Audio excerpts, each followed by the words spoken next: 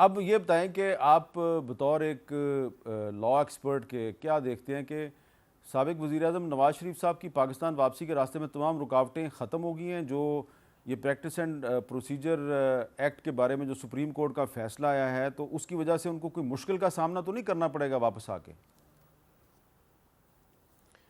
देखें, जहाँ तक तो प्रैक्टिस एंड प्रोसीजर एक्ट का है वहाँ तक उसका तो सिर्फ उनको एक इफ़ेक्ट है। उन्होंने कोशिश ये की थी जब ये लॉ बनाया गया था कि उनके खिलाफ जो पनामा केस है वो ख़त्म हो जाएगा, उसके खिलाफ वो अपील कर सकेंगे जी। लेकिन अब जब जजमेंट आई है तो उसने कहा है कि नहीं, आप पनामा का केस नहीं खोल सकते, अब आपको सिर्फ वो मुस्तकबिल में ही अप्लाई करेगा। तो वो तो उस हद तक है, लेकिन उनका जो मेन मकसद, मेन प्रॉब्लम जो है उनके सामने वो शायद इसका अभी नहीं फ़िलहाल। जो फर्स्ट उनको जो हर्डल है, पहला जो उनको दुश्वारी है वो है जो 2 कन्विक्शंस, जो उनको 2 सज़ाएं हो चुकी हैं। ठीक है।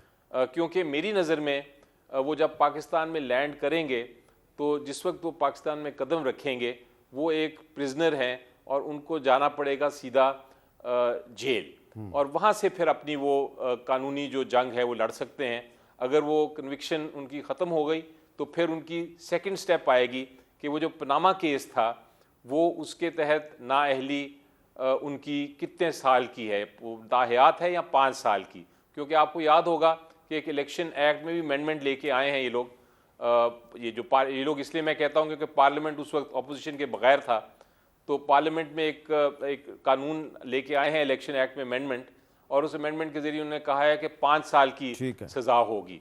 तो अब उसमें सवाल ये आएगा कि वो 5 साल की नाअहली जो है, जो इलेक्शन एक्ट में लिखा है, क्या वो पनामा वाली जजमेंट पे भी अप्लाई करेगी कि नहीं, क्योंकि पनामा वाली जजमेंट जो है वो फाइनल हो चुकी है। और जो अभी फैसला आया है सुप्रीम कोर्ट का, उसमें उन्होंने कहा है कि जो कानून है वो पुराने केसों पे अप्लाई नहीं होगा।